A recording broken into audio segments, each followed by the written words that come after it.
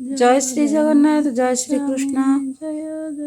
आपण मानू समस्त को शुभेच्छा शुभकामना। देव उत्थापन एकादशी तिथिर आज होची पवित्र कार्तिक मासर शुक्ल पक्ष एकादशी तिथि।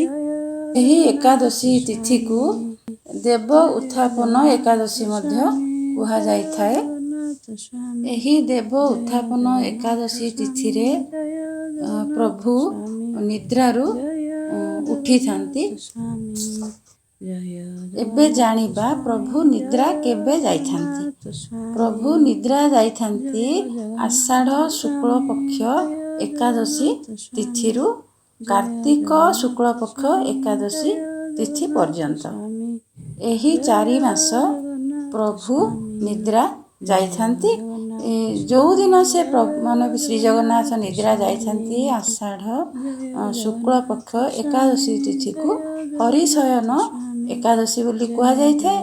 आउ कार्तिक मास शुक्ल पक्ष एकादशी तिथि को देव उत्थापन एकादशी कुहा जाए।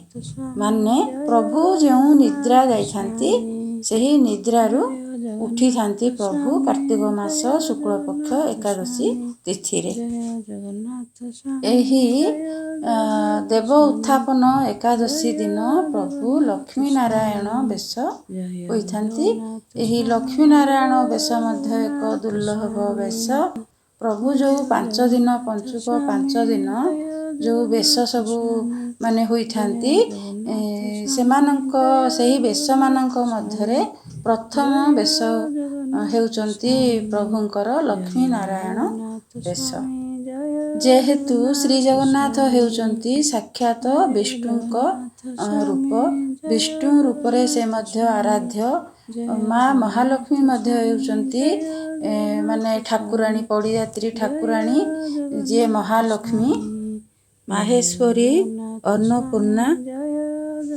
एहा थिला आजिर माने विषय वस्तु उपरे मोर किछि कहबार। हरिशयन एकादशी रु देव उत्थापन एकादशी पर्यंत श्री जगन्नाथ समस्तंकर मंगल करंतु एई कामना सह मु बिरजा मोहिनी त्रिपाठी। जय श्री जगन्नाथ।